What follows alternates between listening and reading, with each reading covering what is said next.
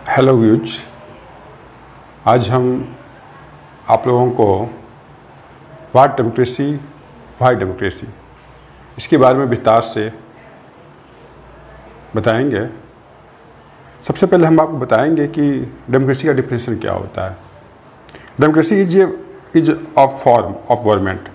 जो डेमोक्रेसी होता है वह सरकार का एक फॉर्म होता है, रूप होता है, स्वरूप होता है, in which the rulers are elected by the people, जिसमें जो शासक जो है उसे जनता चुनती है। इस प्रकार से जो डेमोक्रेसी है इसमें जो मालिक होता है, जो ऑनर होता है, वो जनता होता है। और जनता चाहता है कि जिसे हम एज ए रिप्रेजेंटेटिव चूज किए हैं, एज ए प्रतिनिधि चूज किए हैं, वह मेरे लिए वेलफेयर वर्क करे, मेरे विकास के लिए कार्य करे। ठीक ना। लोकतंत्र का यही डिफिनेशन है।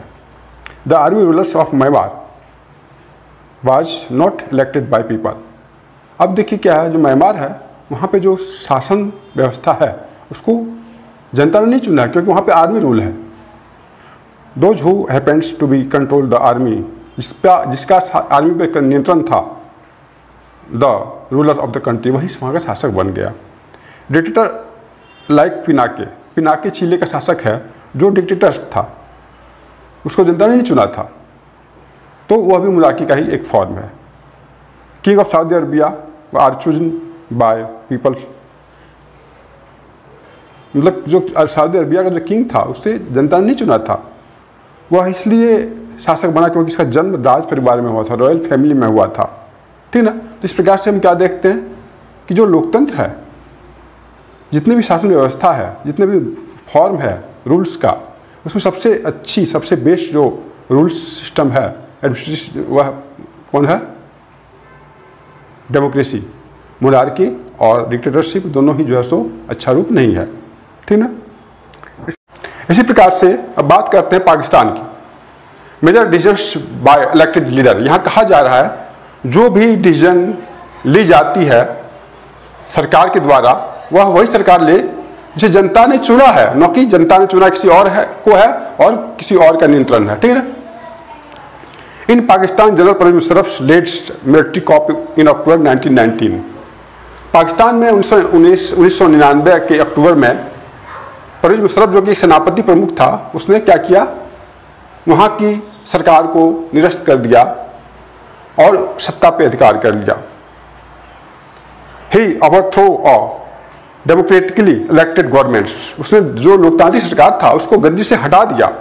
And declares himself chief executive of the country. और उसने अपने आप को मुख्य कार्यकारी जो है सो देश का घोषित कर दिया। Later he change the designations of presidents. बाद में उसने क्या किया, अपना पद को बदल के अपने आप को वहाँ का प्रेसिडेंट बना दिया। कैसे बनाया? And in 2002 held referendum. उसने 2002 में एक रिफरेंडम रखा है ना कंट्री में, और उसके द्वारा उसने 5 साल के लिए राष्ट्रपति के रूप में अपने आप को नियुक्त कर लिया। पाकिस्तान मीडिया, जो पाकिस्तान की जो मीडिया जो है, और ह्यूमन राइट्स ऑर्गेनाइजेशन, मानवाधिकार जो संगठन है, एंड डेमोक्रेसी एक्टिविटी सेड, और जो लोकतांत्रिक कार्यकर्ता थे, उनका कहना था कि यह जो रेफरेंडम था वह गलत तरीके से जीता गया था, गलत तरीके से किया गया था। ठीक है। इन अगस्त 2002 ही इशू लीगल फ्रेमवर्क ऑर्डर। 2002 में उसने क्या किया, फिर एक लीगल फ्रेमवर्क ऑर्डर को जारी किया। क्यों जारी किया? इसका क्या अर्थ था? According to this orders, presidents can dismiss the national and provincial assembly। इस रेफरेंडम के आधार इस फ्रेमवर्क ऑर्डर के आधार पर अब राष्ट्रपति सेंट्रल गवर्नमेंट और स्टेट गवर्नमेंट को कभी भी डिसमिस कर सकता था। ठीक ना। The work of civilians cabinet is supervised by the national security council which is dominated by military officers. अब देखिए, जो सिविलियंस कैबिनेट था, यानी कि जो सेंट्रल गवर्नमेंट थी, जो स्टेट गवर्नमेंट थी, जिसका चुनाव जनता ने किया था, उसके ऊपर एक कमेटी बना दी परवेज मुशर्रफ ने, जो सेना का प्रमुख था, और उसी के अधीन सेंट्रल गवर्नमेंट और स्टेट गवर्नमेंट को रहना था। तो क्या पाकिस्तान उसमें 1999 में लोकतांत्रिक सरकार थी? बिल्कुल नहीं थी। ठीक ना। क्योंकि अंतिम अधिकार जनता के पास, चुने हुए प्रतिनिधि के पास नहीं थी। ठीक ना। हालांकि उनके पास कुछ पावर था, but final powers rested with military officer, लेकिन अंतिम अधिकार जो सेना का अधिकारी था उनके पास था, एंड जनरल परवेज मुशर्रफ, और जो परवेज मुशर्रफ थे वो अंततः मालिक थे। Peoples many have elected their representatives to the national and provincial assembly. Pakistan में चुनाव भी हुआ प्रांतीय और केंद्रीय सरकार बनी। जनता ने चुना भी, लेकिन जो सरकार जनता ने चुनी उसका अंतिम जो है सो निर्णय नहीं चलती थी। किसकी चलती थी? जिसको परवेज मुशर्रफ ने जिस कमेटी को बनाया था उसी की चलती थी, ठीक है ना। उसी के अंदर सेंट्रल गवर्नमेंट और स्टेट गवर्नमेंट को कार्य करना पड़ता था। This decision taken by army officials, यह जो डिसीजन लेता था आर्मी के अधिकारी लेते थे, एंड विथ परवेज मुशर्रफ के साथ बैठकर, and none of them was elected by the people, जबकि इनमें से किसी का भी चुनाव जनता ने नहीं किया था, ठीक है ना। This happens in many dictatorships, यह बहुत सारे लोग जहाँ पे तानाशाही शासन चलता है वहाँ ऐसा ही होता है। मोनार्की जहाँ पे राजतंत्र है वहाँ ऐसा ही होता है ना। They formally have an elected parliament, वहाँ पे हालांकि सरकार होती है, पार्लियामेंट होती है, गवर्नमेंट भी होती है ना, लेकिन जो अंतिम जो शासन व्यवस्था जो अंतिम अधिकार है वो जनता के पास नहीं होता है। In a few countries that real power was with some external power, कुछ देश ऐसे भी हैं जहाँ पे रियल पावर बाहरी देशों के हाथ में होता है, जैसे कि अमेरिका ने इराक पे अधिकार किया था।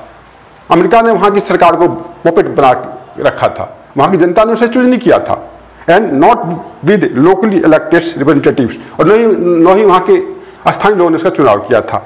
This can not be called peoples rules, इस प्रकार के शासन को जनता का शासन नहीं कहा जा सकता है। इन दिस वे, इस तरह से in final decisions making power must rest with those elected by people, इस प्रकार से अंतिम अधिकार जनता के पास रहना चाहिए या उस व्यक्ति के पास होना चाहिए, उस रिप्रेजेंटेटिव के पास रहना चाहिए जिसे जनता ने चुना है, ठीक है। इसके बाद क्या है? Free and fair electoral competition. किसी भी देश को तभी लोकतांत्रिक माना जा सकता है जब उस देश में चुनाव निष्पक्ष हो, स्वतंत्र हो, ताकि जनता इससे चुनाव करती है, रियल में वही शासक बने। यहाँ पे बात करते हैं चाइना की, वहाँ पे चुनाव रेगुलर होती है ना, हर एक 5 साल के बाद, एवरी 5 ईयर के बाद, है ना। वहाँ का जो पार्लियामेंट है, parliament called national peoples congress, parliament को नेशनल पीपल कांग्रेस कही जाती है। It has power to appoint the president of the country, जो पार्लियामेंट है वही जो है सो वहाँ का जो देश का जो राष्ट्रपति है उसको नियुक्ति प्रदान करता है। It has nearly 3000 members elected from all over China. China की जो पार्लियामेंट है वहाँ पे कुल मिलाकर 3000 प्रतिनिधि हैं, जबकि भारत में 552 ही है, ठीक है ना, जो कि पूरे चाइना से जीत के आते हैं। बिफोर कॉन्टेस्टिंग सिलेक्शंस, लेकिन ये जो प्रतिनिधि हैं जब चुन के आते हैं उसके पहले क्या होता है? Candidates need to approvals of the Chinese party, हर एक सदस्य को चाइनीज पार्टी से मान्यता लेनी पड़ती है। Only those who are member of Chinese communist party, जो सिर्फ कम्युनिस्ट पार्टी का समर्थक था या उस पार्टी से के सदस्य थे, है ना, 8 स्मॉलेस्ट पार्टी एलाइड्स, और चाइनीज पार्टी से कुछ छोटे छोटे 8 पार्टियां जुड़ी हुई थी। It for allowed to contest election held 2002, उन्हीं लोगों को जो है 2002 में जो है चुनाव लड़ने का अधिकार दिया गया था। The government is always form by communist party, और चाइना में हर वर्ष जो है कम्युनिस्ट पार्टी की सरकार ही बनती है। सिंस इट्स इंडिपेंडेंस, अब देखिए हम बात करते हैं मैक्सिको की। Since it's independence in 1930, Mexico 1930 में स्वतंत्र हुई। Mexico hold elections after every 6 year, Mexico में चुनाव हर एक 5 वर्ष के बाद होती है वहाँ के प्रेसिडेंट का। The country has never been under a military, हालांकि जब से मैक्सिको स्वतंत्र हुआ कभी भी वहाँ पे डिक्टेटरशिप लागू नहीं हुआ, कभी भी वहाँ मिलिट्री शासन लागू नहीं हुआ। बट अंटिल 2000, लेकिन 2000 तक every election was one by PRI, लेकिन 2002 तक वहाँ पे हर एक चुनाव जो है PRI ही जीत रहा था, जिसका वो इंस्टीट्यूशनल रिवोल्यूशनरी पार्टी कहा जाता है। Opposition party did not contest elections, जो विरोधी पार्टियां थी वह चुनाव नहीं लड़ सकती थी, opposition party did contest election, विरोधी पार्टी चुनाव लड़ सकती थी but never manage to win, लेकिन वो कभी भी चुनाव जीत नहीं पाती थी। PRI was known as use dirty tricks and win election, PRI गंदे तरीके से, गलत तरीके से चुनाव जीतने के लिए प्रसिद्ध हो गए थे। All those who was employed in governments officers had attends it's party meeting, जो भी गवर्नमेंट जॉब करते थे उनको पार्टी की मीटिंग में सम्मिलित होना आवश्यक था।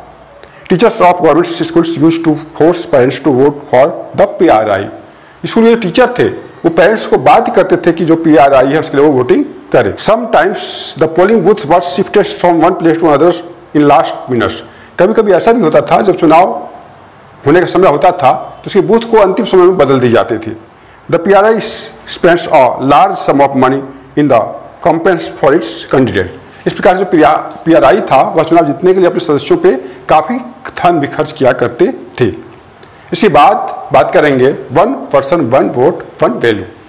हमारे लोकतंत्र में एक व्यक्ति को एक वोट देने का अधिकार दिया गया है और हर एक व्यक्ति के वोट का मूल्य बराबर है, चाहे वो अमीर हो या गरीब हो, चाहे वो स्त्री हो या पुरुष हो, चाहे वो हाई कास्ट का हो या लो कास्ट का हो या किसी भी रिलीजन्स का हो, ठीक है ना, या किसी भी लैंग्वेज बोलने वाला हो, किसी भी प्रांत का हो, स्टेट का हो।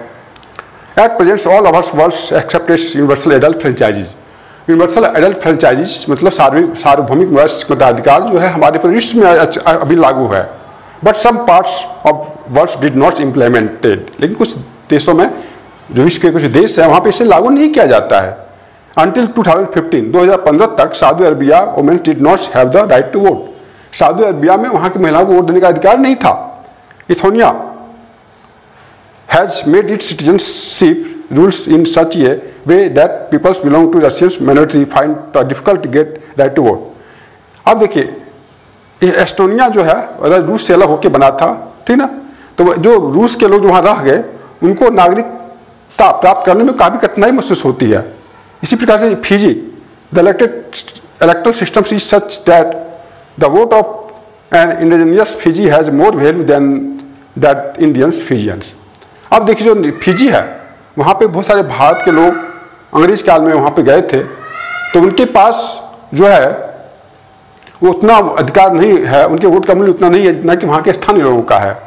But democracy is based on fundamental principle of political equality. लेकिन जो डेमोक्रेसी होता है वहाँ पे क्या होता है, हर एक लोगों को पॉलिटिकल अधिकार मिलता है, मतलब सबको समान अधिकार मिलता है, जबकि यहाँ ऐसी बात देखने को इन देशों में नहीं मिलती है। इसी बात क्या rules of law and respects for rights. Zimbabwe attends independence from white minority rule in 1980। Zimbabwe 1980 में जो गोरे लोग थे उनको स्वतंत्रता मिली। Since then country has been ruled by ZANU PF party. तब से ही वहाँ पे जो शासन व्यवस्था है जानु पीएफ पार्टी ही चला रही है। The party that led the freedom struggle.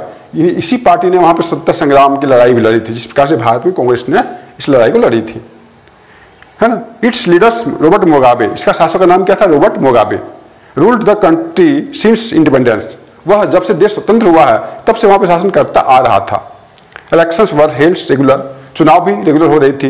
And always win जानु पीएफ पार्टी, और लेकिन हर बार जानु पीएफ पार्टी ही जीत रही थी। President Mugabe was popular but also use unfair practices in election.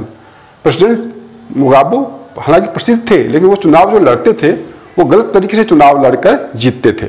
Over the years his governments change the constitution several times in increase the power of presidents. और इस प्रकार से जब उनकी सरकार आती थी तो वो क्या करते थे, कभी कभी प्रेसिडेंट का जो पावर है उसको बढ़ा देते थे। And make him less accountable, और अपने आप को कम उत्तरदायी पूर्ण बना लेते थे।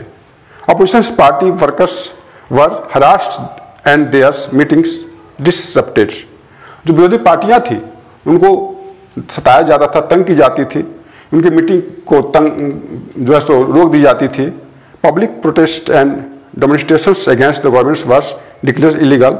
जब जनता सरकार के खिलाफ कोई विरोध करती थी तो उनके सभा को अनैतिक घोषित कर दी जाती थी। There was law that limited the right of citizens. इस प्रकार से वहाँ पे ऐसा नियम बना जिसमें जनता के अधिकार को सीमित कर दिया गया, है ना, the presidents. Television and radio were controls by the governments. जो टेलीविजन था और जो रेडियो था उस पर सरकार का नियंत्रण था। And gave only the ruling parties version, और वहाँ पे सिर्फ सरकार की नीतियाँ ही जो है प्रसारित हुआ करती थी, ठीक है ना। देयर वाज इंडिपेंडेंस न्यूज़पेपर्स, वहाँ पे स्वतंत्र जो है सो आपका क्या था, न्यूज़पेपर थी।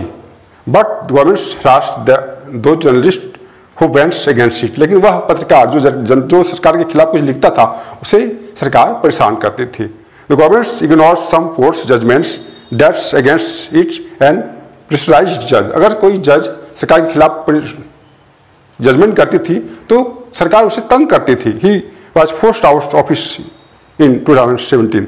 बहुत सारे जज को उनके पद से हटा दिया गया था।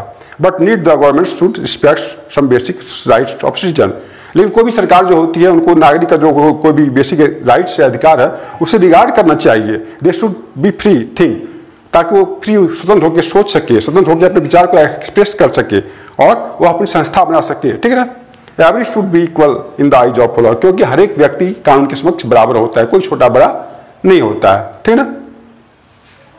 तो इतना ही आज। जय हिंद, जय भारत।